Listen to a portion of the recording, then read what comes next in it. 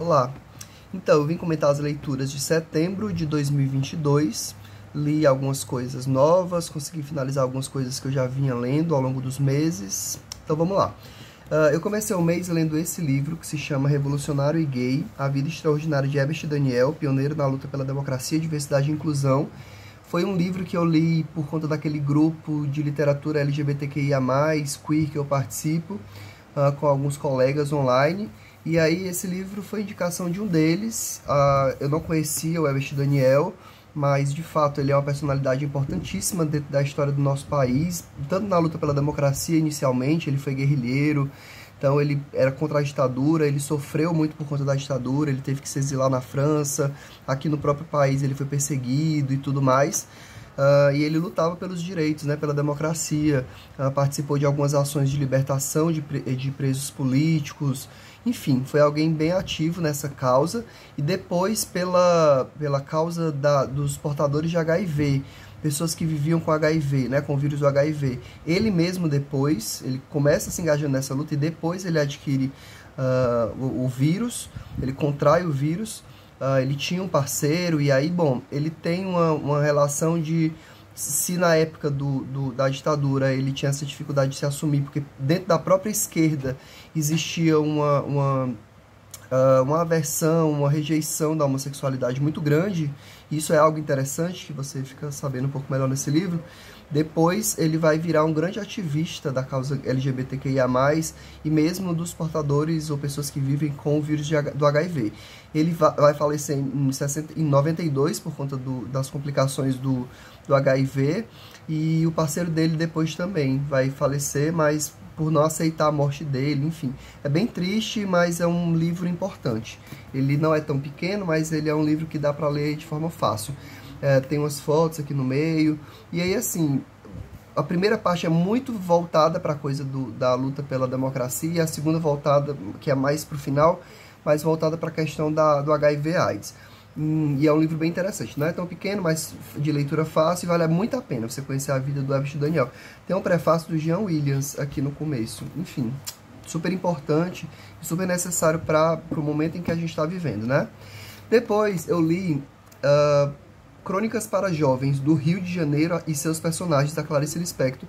É uma coletânea de crônicas voltadas para, como o próprio título diz, lugares do Rio de Janeiro, personalidades do Rio de Janeiro.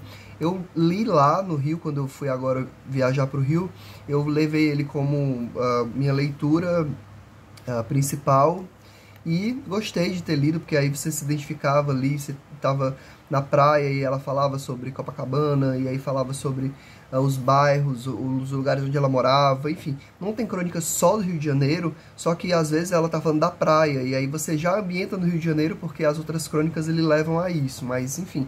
Então é um livro que eu achei interessante, uma coletânea que eu achei interessante.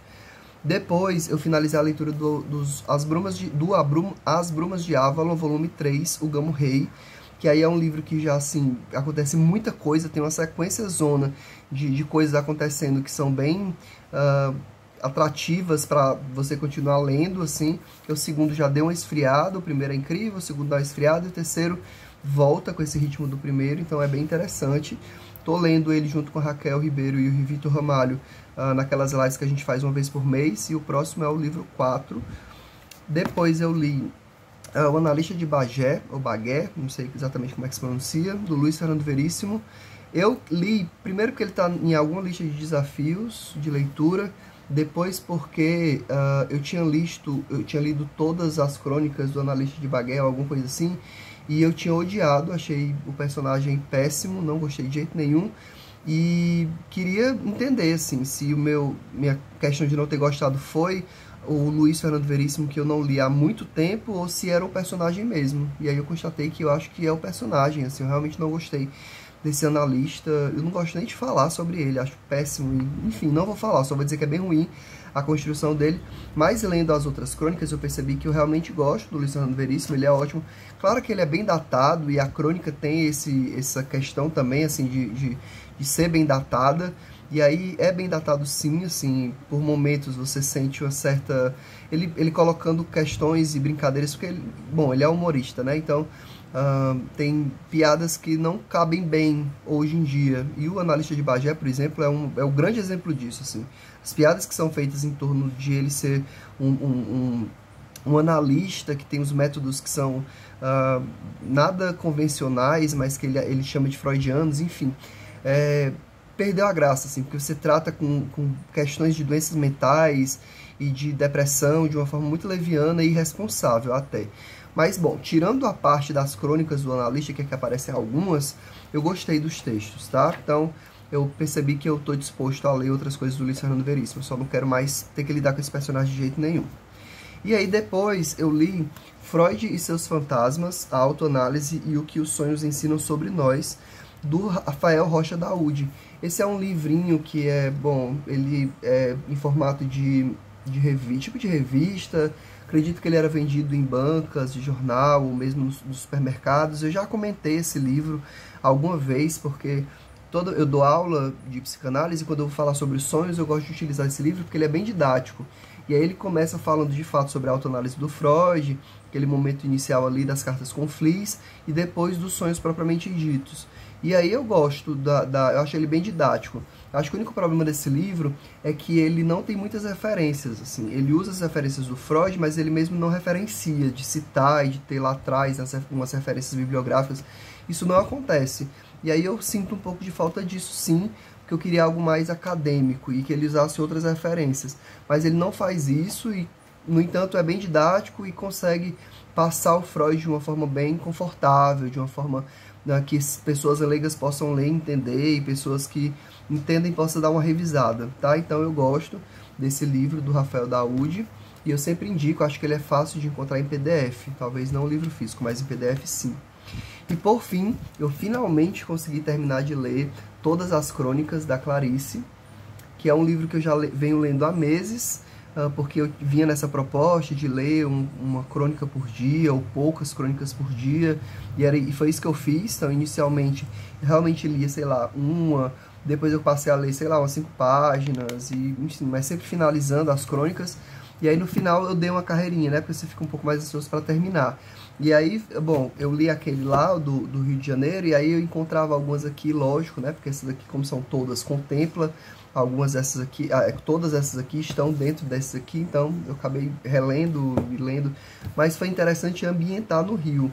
E aí, assim, Todas as Crônicas da Clarice, foi incrível porque todas as crônicas em si, elas permitem que, diferente das crônicas do Luiz Fernando Veríssimo, que são mais ficcionais, assim, que são vinhetas humorísticas, as crônicas da Clarice são mais voltadas para aquele gênero que ela compartilha mesmo episódios cotidianos. E aí ela fala muito sobre a vida dela, sobre o processo de escrita, sobre amizade, sobre a relação dela com as empregadas, a relação dela com os filhos, a relação dela como ex-mulher de um embaixador, não, enfim, de um diplomata.